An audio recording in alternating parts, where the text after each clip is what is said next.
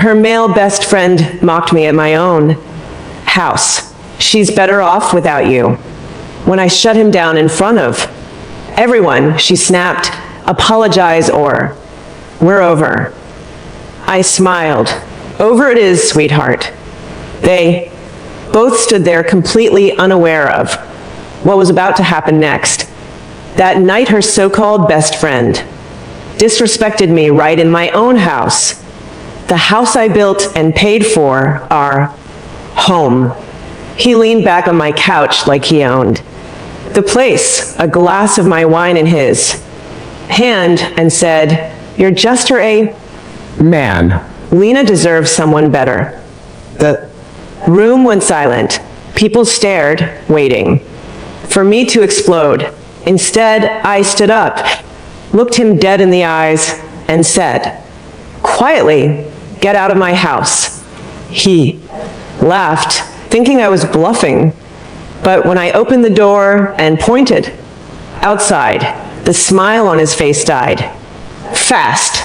Then Lena, the woman I'd paid tuition for, the one living under my roof, said it.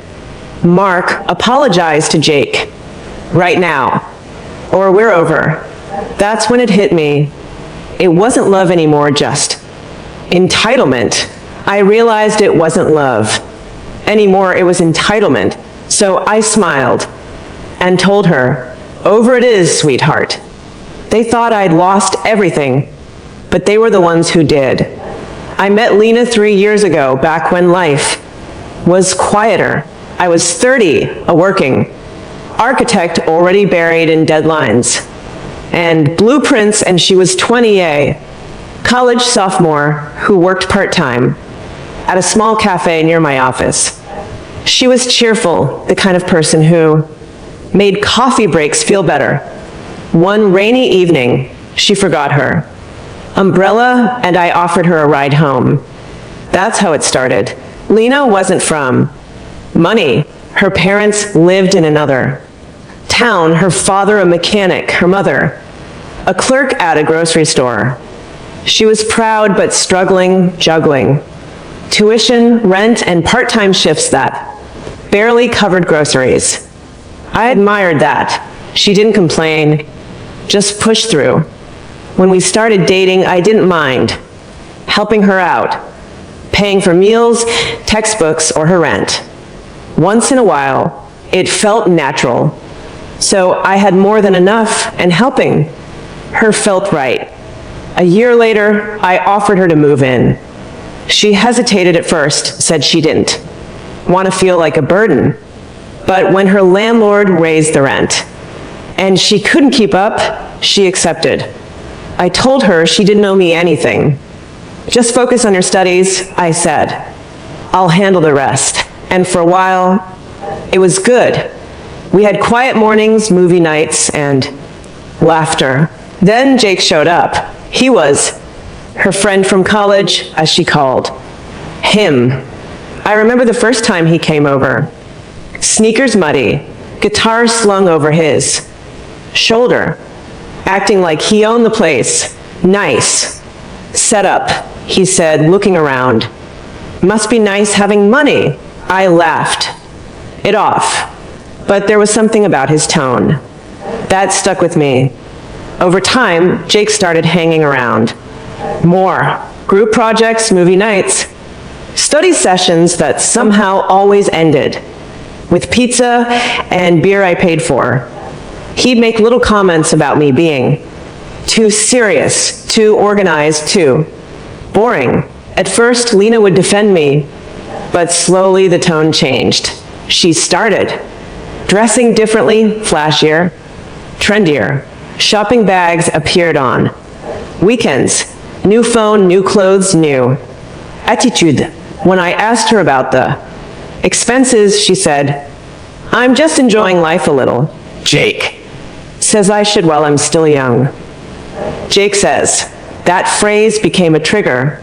I noticed how she started scrolling through social media influencers, comparing herself to girls showing off trips, handbags, and champagne brunches. Suddenly, my help wasn't generosity. anymore. It was control. She began saying things like, "You always want to pay for everything because it makes you feel powerful," or "You think I can't survive without you." The irony was painful because I never wanted her to depend on me. I wanted her to succeed, to grow. But Jake kept feeding her poison, whispering that I was just another rich man trying to own her. I could feel the shift.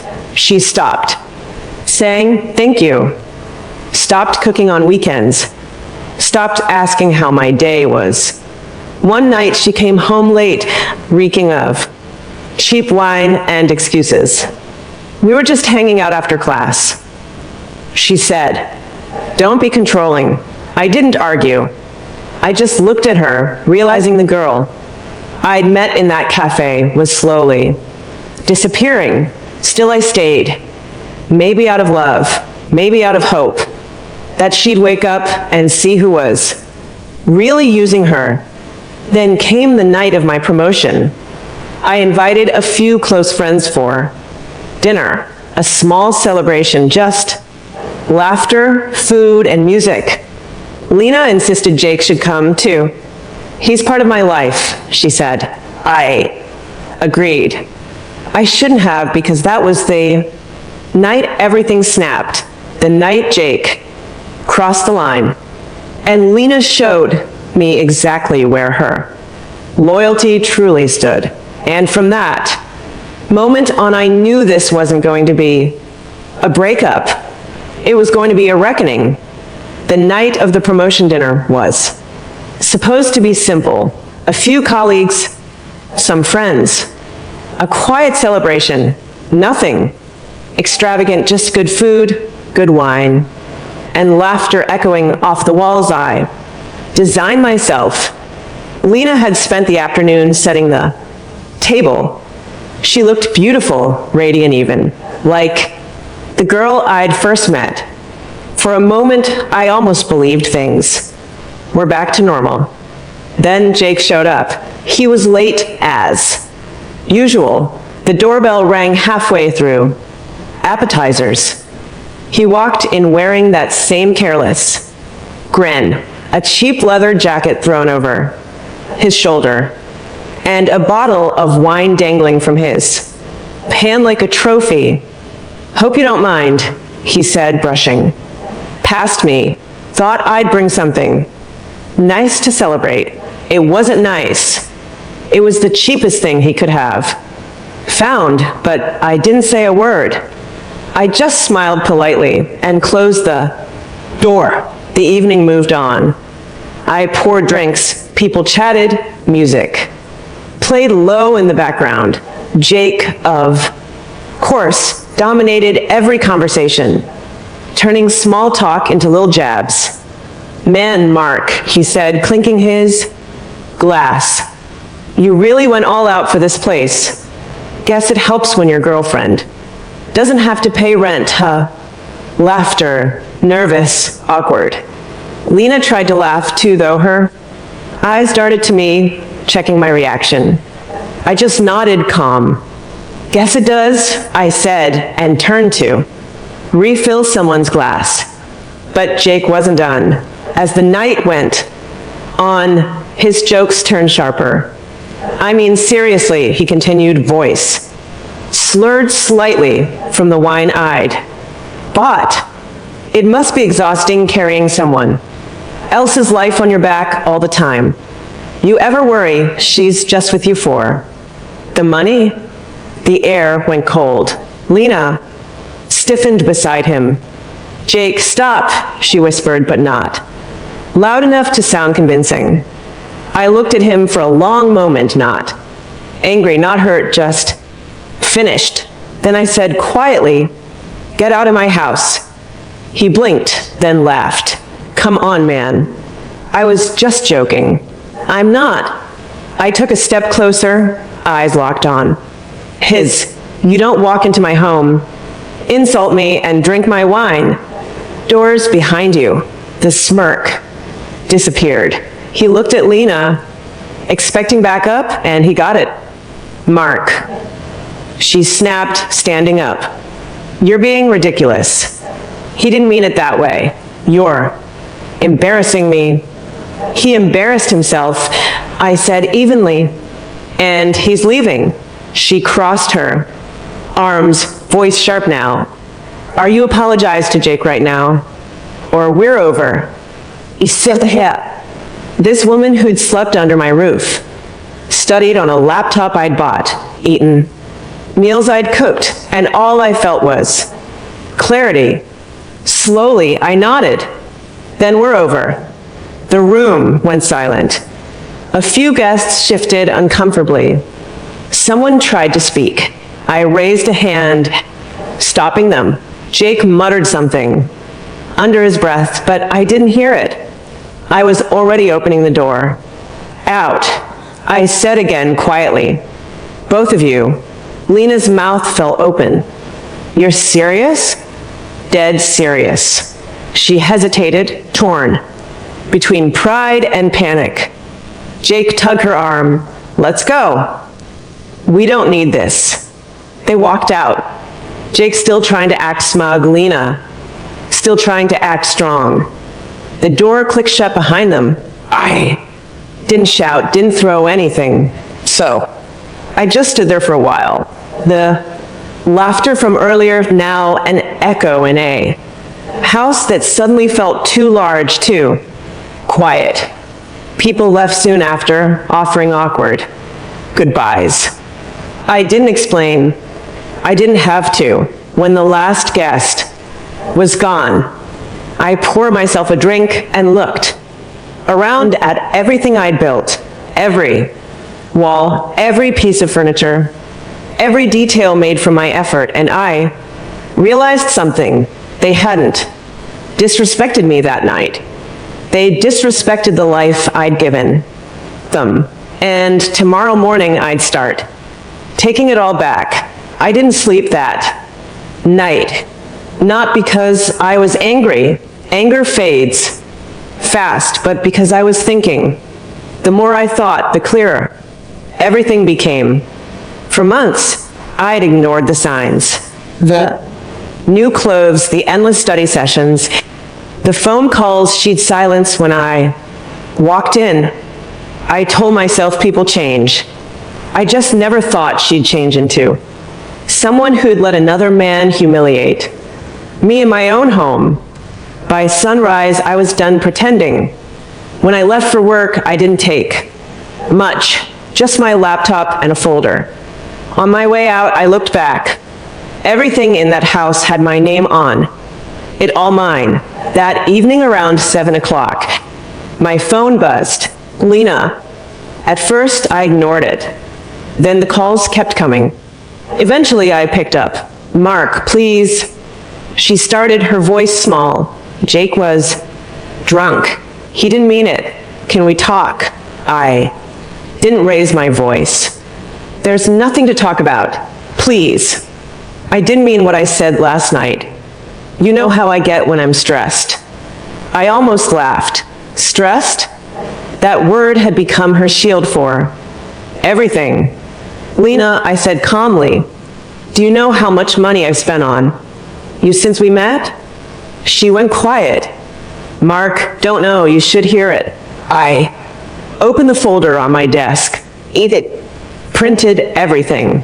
Transfers, receipts, tuition payments, rent, utilities.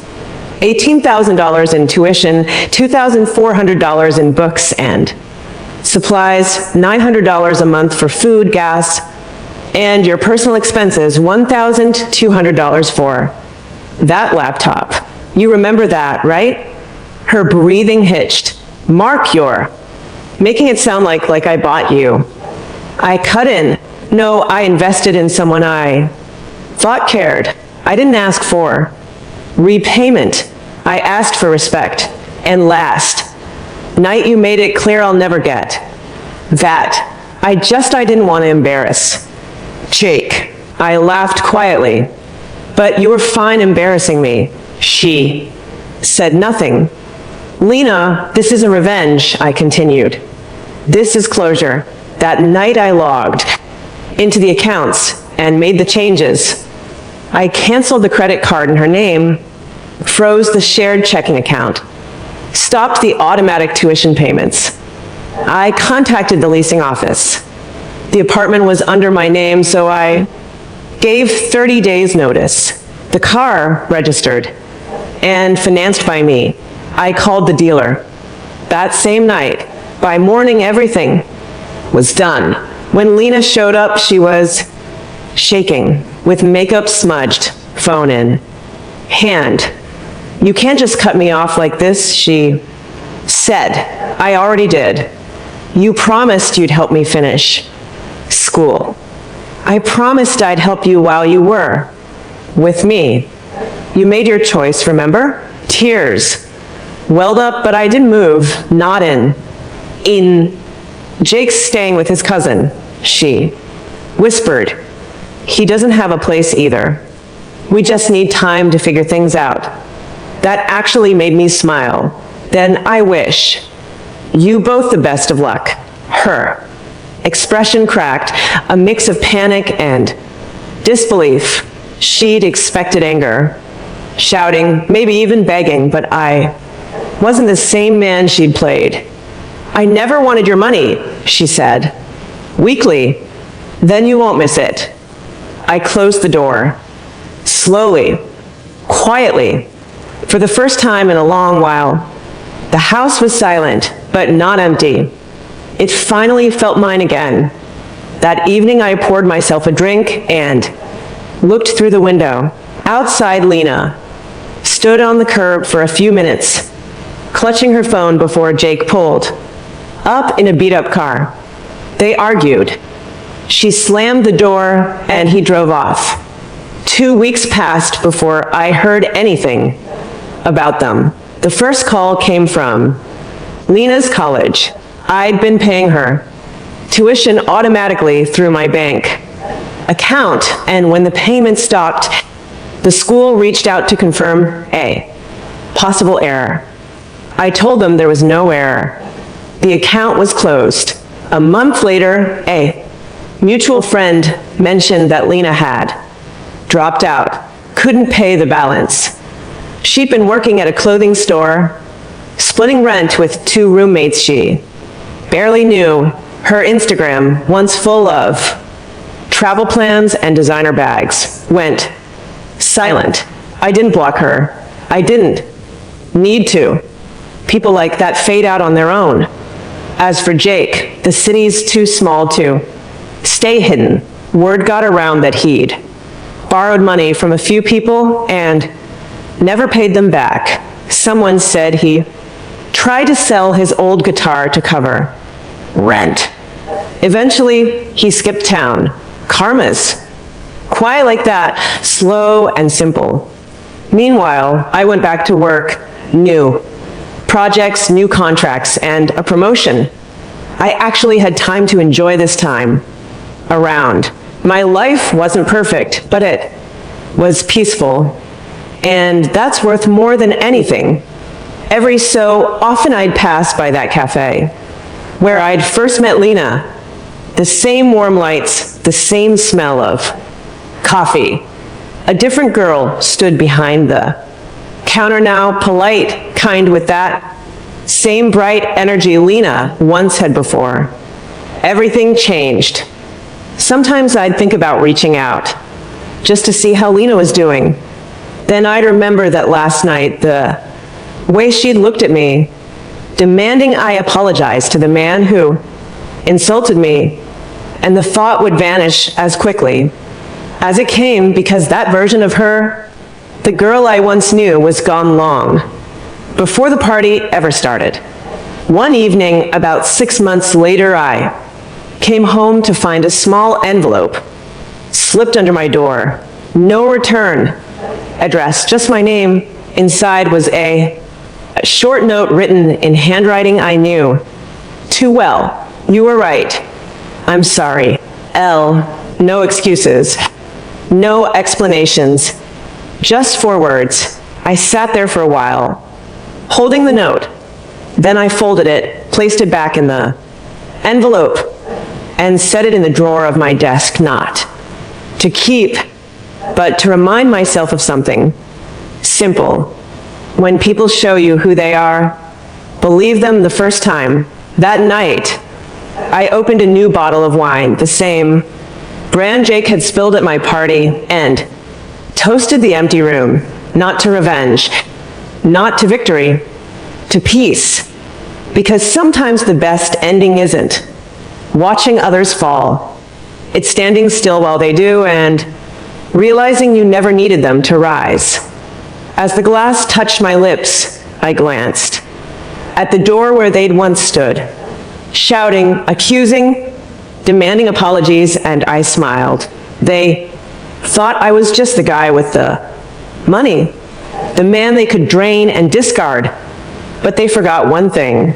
I was the one who built the house, and the man who builds it always knows where the switch is.